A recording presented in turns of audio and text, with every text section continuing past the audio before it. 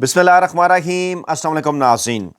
دوستو، field marshal general Asim Munir صاحب سے متعلق 1 درجن سے زائد ویڈیوز اس وقت سوشل میڈیا کے اوپر بڑی تیزی کے ساتھ وائرل ہو رہی ہیں۔ تمام کی تمام انتہائی خوفناک ویڈیوز ہیں اور گزشتہ 24 گھنٹوں کے اندر سے پورے ملک کے سوشل میڈیا کے اوپر، پوری دنیا کے سوشل میڈیا کے اوپر ایک کوہرام مچا ہوا ہے اور کہا یہ جا رہا ہے کہ اس وقت پاکستانی اسٹیبلشمنٹ کے ہاں ریڈ الرٹ ہے۔ پاکستان کی خفیہ ایجنسیز کی تہلکہ خیز رپورٹس یہ بتا رہی ہیں کہ پاکستان میں کچھ حلقے اس بات کی کوشش کر رہے ہیں، اس بات کا منصوبہ بنا رہے ہیں کہ خدا نخواستہ پاکستان میں امن و امان کی صورتحال خراب ہو جائے، فرقہ واریت کو یہاں پر بڑھاوا دیا جائے۔ لیکن ابھی تک مشرق وسطیٰ میں جاری جو جنگ ہے، جس میں ایک طرف ایران ہے، دوسری طرف امریکہ اور اسرائیل، اور پھر امریکہ کے جو اڈے خلیجی ممالک کی ریاستوں میں ہیں جہاں سے ایران پر حملے کیے گئے، وہاں ان پر رد عمل ایران کا اور جوابی کارروائیاں اس کے بعد گزشتہ چند دنوں سے اس قسم کی خبریں سامنے آنا کہ پاکستان کی سفارتی پوزیشن انتہائی نازک ہو چکی۔ سعودی عرب کے ساتھ دفاعی معاہدے کے بعد اب دباؤ بڑھتا جا رہا کہ پاکستان اس جنگ کے اندر باقاعدہ طور پر سعودی عرب کے ساتھ کھڑا ہو جائے ایران کے خلاف۔ اب تک تو پاکستان اپنی پالیسی کے باعث بچتا نظر آیا، لیکن آج اس قسم کی صورتحال ہے۔ 48 گھنٹے پہلے فیلڈ مارشل عاصم منیر صاحب نے DGISI جنرل عاصم ملک صاحب کے ہمراہ، اپنی دیگر ٹیم کے ہمراہ شیعہ علماء کرام سے ملاقات کی، اور آج جمعہ الوداع، ٹیکنیکلی آج ہے جمعہ الوداع، گزشتہ ہفتے بھی منایا گیا لیکن کیونکہ چاند نظر نہیں آیا، آج آخری روزہ تھا، تو جمعہ الوداع آج کے دن یوم القدس بھی کہلاتا ہے۔ جمعہ الوداع کے خطبوں کے دوران شیعہ علماء کرام کی جانب سے جو انکشافات کیے جا رہے ہیں اس ملاقات کے حوالے سے، وہ انتہائی سنسنی خیز ہیں، جس کے بعد پاکستان کے اندر اس وقت صورتحال خاصی حد تک حساس ہو چکی ہے۔ میں کچھ ویڈیوز بھی آپ کو دکھاتا ہوں، اور کہا یہ جا رہا ہے کہ شیعہ علماء کرام کو یہ کہا گیا کہ اگر آپ کو ایران سے اتنی محبت ہے تو ایران چلے جاؤ، اور جنرل عاصم منیر صاحب کا لب و لہجہ انتہائی توہین آمیز تھا۔ ایسی گفتگو علماء کے ساتھ زیب نہیں دیتی۔ میں نے 3-4 مرتبہ فیلڈ مارشل کو کہا کہ آپ نے اپنی تقریر کر لی ہے، اب آپ ہمارے بھی سوالات اور تحفظات ہیں۔ پہلے وہ انکار کرتے رہے اور پھر انہوں نے یہ کہا کہ جناب کہ اس کھانے کے بعد نشست رکھ لیتے ہیں۔ علماء کرام انتظار کرتے رہے لیکن وہ چلے گئے۔ علامہ ناظر حسین نقوی صاحب یہ بات کر رہے ہیں۔ اس کے علاوہ کچھ دیگر ویڈیوز بھی ہیں، وہ بھی آپ کو دکھاتے ہیں۔ پہلے آپ یہ سن لیں کہ کیا کہہ رہے ہیں وہ، اس کے بعد کچھ دیگر ویڈیوز سنیں۔ جی سنیے۔ جی بالکل، میں آپ کے سامنے رکھنا چاہتا ہوں جناب مولانا حسین عباس گردیزی صاحب کیا فرما رہے ہیں، سنیے۔ وہ بریفنگ دیں گے، اس کے بعد شرکاء کو بھی موقع دیں گے کہ وہ بھی کوئی بات چیت کریں، لیکن وہ 1 گھنٹے تک صاحب تقریر کرتے رہے اور موقع نہیں دیا۔ حتیٰ ان کی افطار کا ٹائم بھی گزر گیا اور کہا کہ آج میں ان شیعوں کے ساتھ افطار کروں۔ یعنی اس دن بتایا کہ 5:28 پہ، اب 6:28 پہ افطار تھا، تو 6:28 تک بلکہ اس سے بھی 2 منٹ اوپر انہوں نے تقریر کی اور کوئی موقع نہیں۔ بیچ میں ٹوکا ایک ہمارے عالم نے، ان کو ٹوکا، ایک دو اور نے بھی بات کرنے کی کوشش، تو پھر یہ کہا گیا کہ نہیں، بات ان کی ختم ہو جائے، یہ اچھا نہیں ہے بیچ میں ٹوکنا، اس کے بعد جو ہے وہ ہم بات کریں گے۔ لیکن وہ افطار ہو گیا، افطار کیا، پھر افطار کے بعد نماز کا ٹائم ہو گیا، نماز پڑھی، اس نے بھی ہمارے ساتھ نماز پڑھی، اور پھر کھانا کا ہوا۔ تو اب ہمارے علماء نے کہا کہ آپ ہمیں ٹائم دیں، منتظمین بھی کہا کہ تاکہ ہم بھی اپنا موقف بیان کر سکیں، لیکن وہ صاحب چلے گئے کہ بقول کسی کے کہ انہوں نے کہا ہماری تراویح کا ٹائم ہو گیا ہے، تو وہ نکل گئے۔ اور بعد میں انہوں نے پریس بریفنگ کے لیے، جو میڈیا کا وہ ہوتا ہے، اس کے لیے انہوں نے ایک نشست رکھی جس میں ان کے دفتر کے 1-2 افراد بھی وہاں پر موجود تھے، اور اس میں بھی چند علماء نے بات کی، اور جو انہوں نے اپنا موقف پیش کیا، جو آپ کو سوشل میڈیا پہ بھی ان علماء کی باتیں ملی ہوں گی، ان میں سے ان باتوں کو بیان نہیں کیا گیا، فقط وہ جو ان کے مطلب کی بات تھی وہ انہوں نے لی۔ البتہ اس میں 1-2 افراد نے چاپلوسی کی اور انہوں نے غلط باتیں بھی کی ہیں، وہ آپ کو پتہ ہے کہ وہ ہوتے ہیں اپنی اس کے لیے کرنے کے لیے۔ تو اس کے بعد جو ہے وہ محفل تمام ہو گئی۔ نمبر 1 تو یہ کہ اس کا لہجہ بڑا سخت تھا اور یعنی گویا غصے میں تھا، تو ہم نے اپنی توہین محسوس کی کہ اس طرح سے اس کو بات نہیں کرنی چاہیے تھی شیعہ علماء کے ساتھ، اور جیسے وہ اپنے ماتحتوں سے گفتگو کر رہا ہو اس طرح سے اس کی بات میں جو ہے وہ لہجہ سخت تھا اور غصہ تھا، اور بات اتنی چھوٹی چھوٹی باتیں کی جو میں سمجھتا ہوں کہ اتنے بڑے عہدے پہ بیٹھے ہوئے انسان کو اس انداز سے بات کرنا زیب نہیں دیتا۔ اس طرح کی باتیں ہوئی،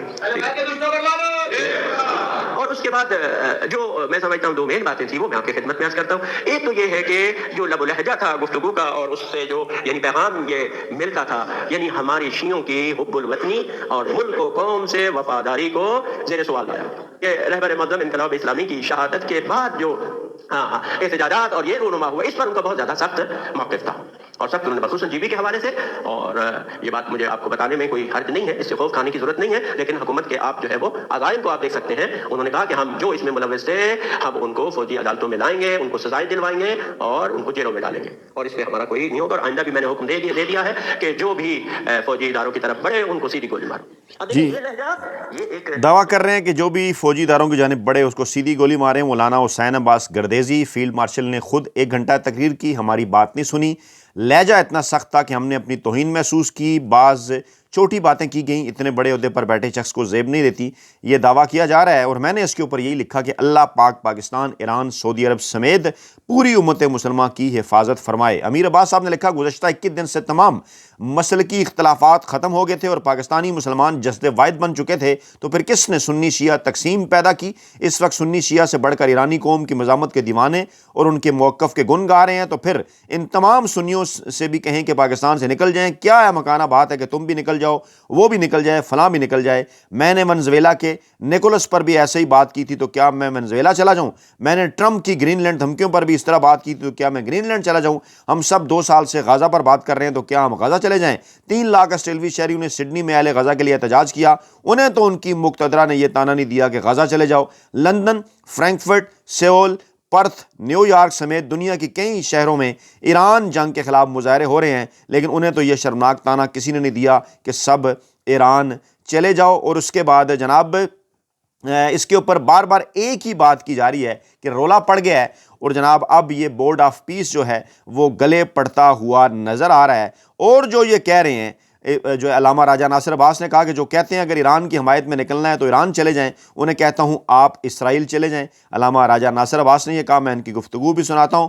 اور سید جواد نقوی صاحب نے اپنے خطبہ جمعہ میں فرمایا کہ اگر ایران کے ساتھ ہمدردی رکھنے والوں کو ملک چھوڑنا چاہیے تو پھر مولانا فضل الرحمان, مفتی تقی عثمانی, حافظ نعیم الرحمان, مفتی منیب الرحمان, مولانا طارق جمیل سمیت 24 کروڑ عوام کو ایران جانا پڑے گا. علامہ راجہ ناصر عباس صاحب نے کیا کہا وہ بھی آپ سنیے, پھر آپ مجھے بتلائیں ان کفار کو فوجی اڈے دینا, بیسز دینا, جگہ دینا, یہ درست ہے؟ یہ جنگ پورے ایسٹ کی, پورے امت اسلامی کی اور تمام اسلامی ممالک کی فیوچر کی جنگ ہے, مستقبل کی جنگ ہے.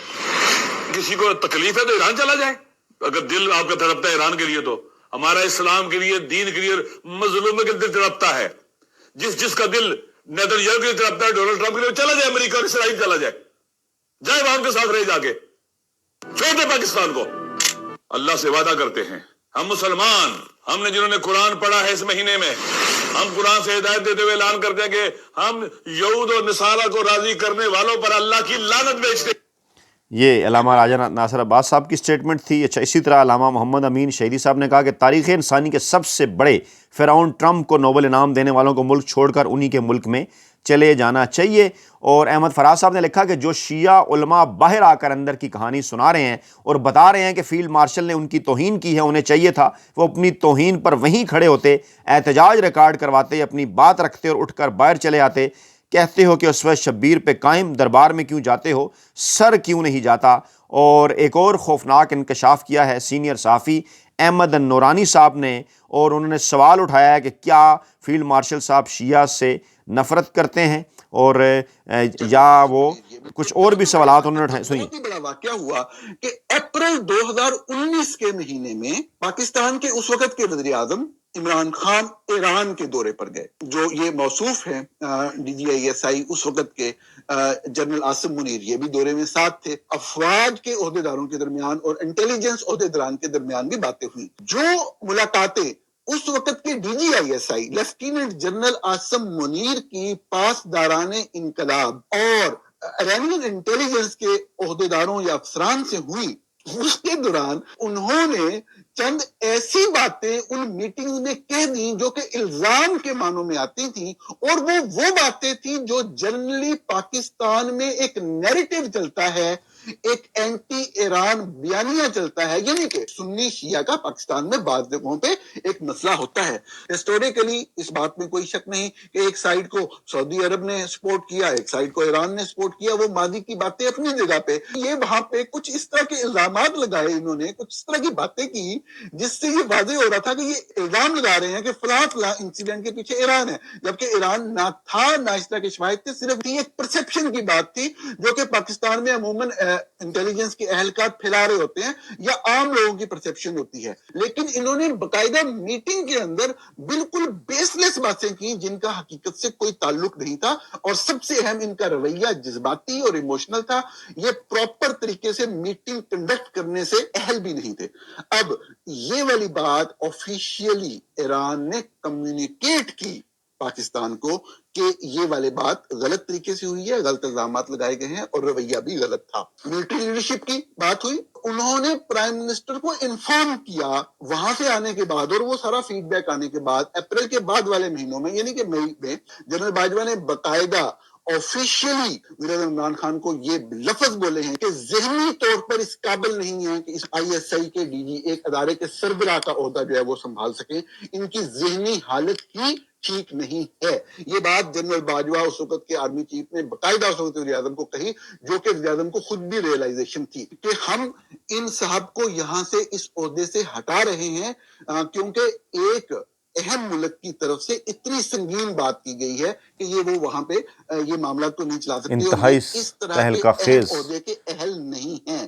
یہ تھا back ground general Asim Munir کو ڈی جی آئی ایس آئی کے عہدے سے ہٹانے کا۔ ایک بہت ہی جی بالکل دعویٰ کر رہے ہیں احمد نورانی صاحب کہ یہ تھا basically background, D G I S I Asim Munir صاحب کو کیوں عہدے سے ہٹایا گیا کہ جب ایران کے دورے پر گئے تو وہاں انہوں نے کچھ اس قسم کی باتیں کی، پھر کمیونیکیٹ جب کیا ایران نے تو واپسی پر جنرل باجوہ جو اس وقت کے آرمی چیف تھے، انہوں نے وزیر اعظم پاکستان عمران خان صاحب کو کہا کہ یہ ذہنی طور پر اس قابل نہیں ہے کہ اس عہدے کے اوپر رہیں۔